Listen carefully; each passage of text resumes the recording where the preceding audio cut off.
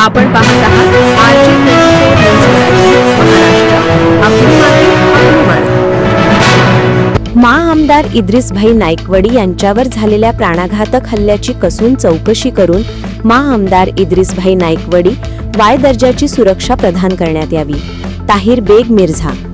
गुरुवार दिनांक 9/10/2025 रोजी आमदार श्री इद्रिस नाईकवडी यांचा मिरज पूर्व भागातील ग्रामविकास जनसंवाद दौरा सुरू असताना झांद्रावाडी येथील बैठक पूर्ण करून ते बेळकीच्या दिशेने जात असताना झांद्रावाडी बेळकी गावाच्या दरम्यान काही अज्ञात समाजकंटकांनी आमदार साहेबांच्या गाडीवर पाठीमागून येऊन साहेबांना दुखापत पोहोचवण्याच्या हेतूने जाणीवपूर्वक दगडफेक करून त्यांच्यावर भ्याड हल्ला करण्याच्या उद्देशाने दगडफेक करण्यात आली.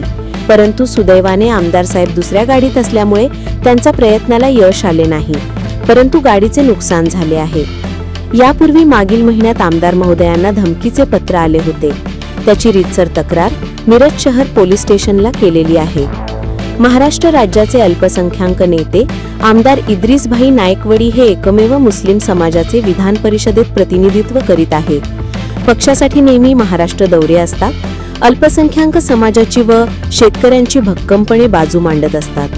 यामुळे कट्टरपंथीयांना त्यांचा नेहमी विरोध असतो. यामुळे त्यांचा जीवाला धोका असू शकतो.